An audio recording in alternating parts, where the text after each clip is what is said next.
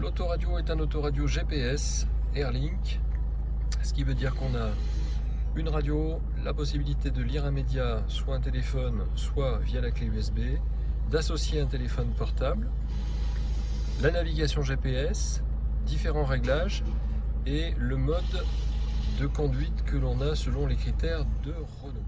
Donc la radio, lorsque je veux choisir manuellement, j'appuie sur une flèche, lorsque j'appuie sur deux flèches, ça choisira automatiquement.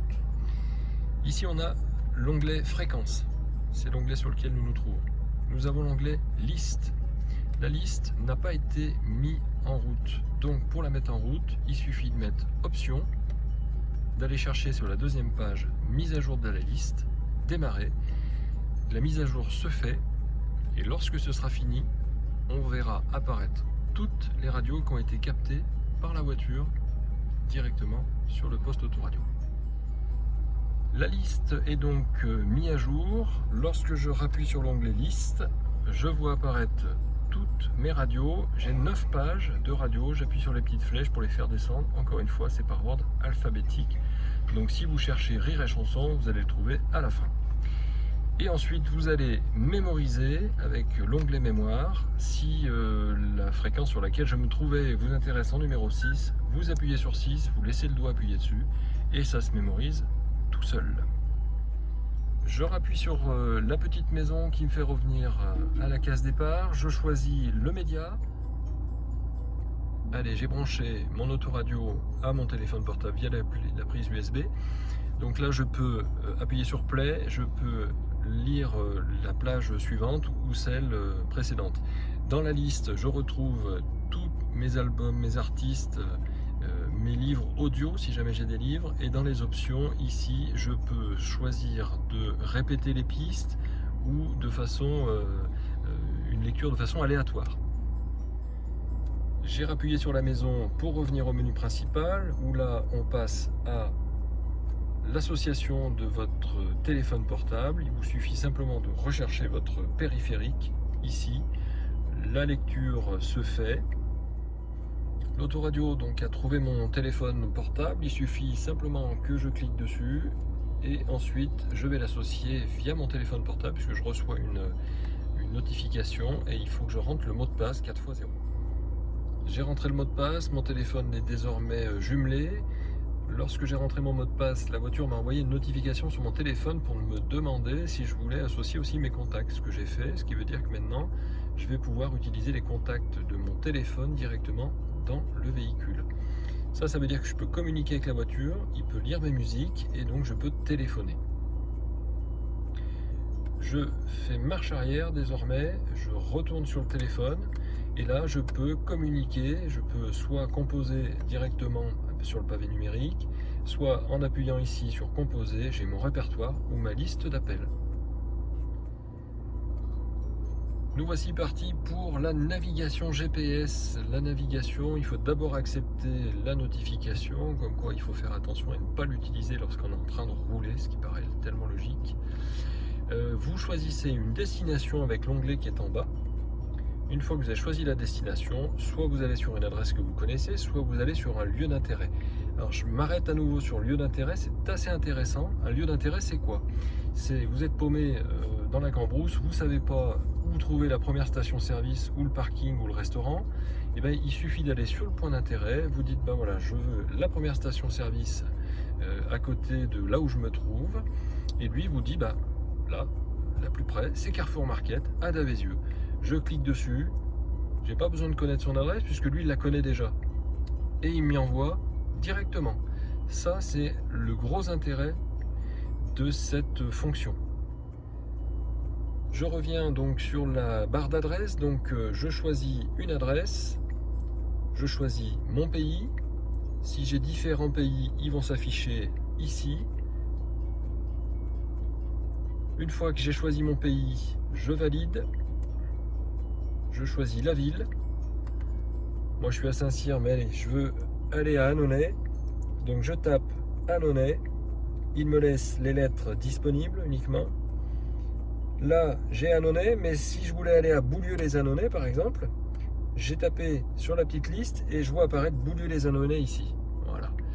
Ensuite, pour la rue, c'est tout simple. Au lieu d'aller au centre-ville, je choisis ma rue.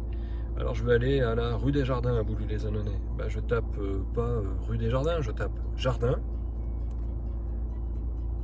Et quand j'ai commencé, il me propose tout simplement rue des Jardins ici. Si jamais c'était pas rue des Jardins, il m'en aurait proposé d'autres. Et je tape rue des Jardins comme ça, je valide et il m'y emmène automatiquement. Je peux valider avec le petit OK. Avant de démarrer, il me propose aussi des options. Les options, en cliquant dessus, c'est soit je change d'itinéraire, soit je simule la navigation, c'est-à-dire qu'au lieu de me la lancer, il me propose de me montrer comment y aller, et puis de me donner le trafic routier bien sûr. Ici vous avez donc à 30 mètres, vous savez que vous allez devoir tourner à gauche. Vous savez qu'il vous reste 8 km à faire et qu'il est 16h10 et que vous arrivez à 16h20. Vous avez la petite maison toujours en bas si vous voulez revenir à l'écran principal. Vous avez destination si vous voulez changer votre destination. Et vous avez ici un raccourci rapide pour aller jusqu'à soit la radio, soit votre téléphone portable parce que vous êtes en lecture des musiques qui sont dans votre téléphone. Donc c'était un raccourci. Et le même raccourci pour retourner au GPS est ici avec le petit drapeau. Donc je clique dessus et je reviens sur le GPS. Sur le GPS, en haut, on a une petite roue dentelée, ce qu'on appelle. La roue dentelée, elle vous permet de choisir soit la navigation GPS vue du dessus en 3 dimensions, soit du dessus en 2 dimensions, soit avec le nord, toujours au nord. Votre voiture est toujours dirigée vers le nord. C'est pas très agréable comme conduite. La meilleure conduite souvent, c'est la 3 dimensions. Vous allez pouvoir réduire la carte, c'est-à-dire voir de plus haut ou voir de plus près, vous approchez de plus en plus. Et le petit onglet ici, c'est pour couper le son, si jamais vous ne voulez pas entendre les commentaires de celui qui vous dit de tourner à droite ou à gauche. On appuie sur la touche réglage et là on va pouvoir régler personnellement son autoradio. On a un volume qui est asservi à la vitesse, c'est-à-dire que plus vous allez rouler vite, plus votre volume d'autoradio va augmenter naturellement, sans avoir besoin en fait de toucher le volume. Naturellement, il garde le même volume proportionnellement à la vitesse. Mais vous pouvez lui demander d'avoir quelque chose d'un petit peu plus péchu, avec 5 niveaux de volume de vitesse. Vous pouvez mettre le loudness en route. Loudness, c'est pour l'autoradio, c'est avoir un petit peu plus de son grave. Vous pouvez choisir la balance, donc avant, arrière et puis gauche et droite. Vous pouvez aussi dans le réglage choisir les préférences sonores, c'est-à-dire choisir le niveau de la voix du GPS, si vous voulez qu'il soit plus ou moins important, le niveau du trafic autoroutier, le TA c'est le trafic autoroutier, et le niveau audio de la radio actuelle. Vous avez 2 pages. Vous pouvez choisir aussi le volume du téléphone et vous pouvez choisir le volume de la sonnerie. Ici, vous avez sur l'écran la luminosité de votre écran. Vous choisissez moyenne, vous voyez, elle est tout de suite beaucoup moins éclairée, plus importante ou faible. Le mode carte auto, c'est-à-dire que dès que vous allumez les feux, la carte va automatiquement passer en mode nuit, donc avec un éclairage de fond plus foncé. Un arrière-plan donc sombre ou clair, donc là on était sur sombre, on passe au mode clair et tout de suite vous voyez on a quelque chose de très blanc en fait en fond d'écran. Je reviens en arrière, c'est plus agréable pour la journée quand même. Détection d'obstacles, puisqu'on a le radar de recul, le capteur arrière il était sur off, on peut le mettre sur on et on revient en arrière. Le Bluetooth on l'a mis en route tout à l'heure, mais on peut afficher les périphériques, on peut rechercher de nouveaux périphériques, on peut donner des autorisations à des périphériques ou modifier le mot de passe parce qu'on avait 4x0 qui était fourni par la voiture, mais on peut modifier le mot de passe et mettre un autre mot de passe qui soit personnel. Ça n'a pas un grand intérêt, mais c'est possible. Et dans le système, vous avez un système qui vous permet de changer la langue, de changer l'horloge. Donc quand on passe de l'heure d'été à l'heure d'hiver, il nous suffit d'appuyer là-dessus, de choisir son mode, 24 heures, 12 heures, kilométrage bien sûr ou miles, mais ça c'est pour les Anglais, pareil pour le degré Fahrenheit ou Celsius.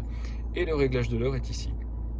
Donc auto, puisque ça passe par le GPS, et donc c'est lui qui va gérer automatiquement votre horloge, ou manuel, et c'est vous qui réglez votre horloge.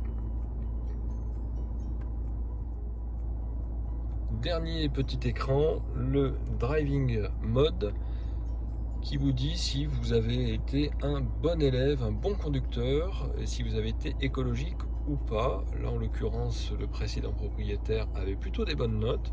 Il anticipait bien. Le levier de vitesse, bon, était relativement bien utilisé et l'accélération était parfaite. Donc vous avez un bilan trajet, vous avez votre consommation sur un nombre de kilomètres avec une vitesse, et vous avez un éco-conseil donc qui va vous donner les conseils que Renault vous donne pour vous améliorer au niveau de la conduite.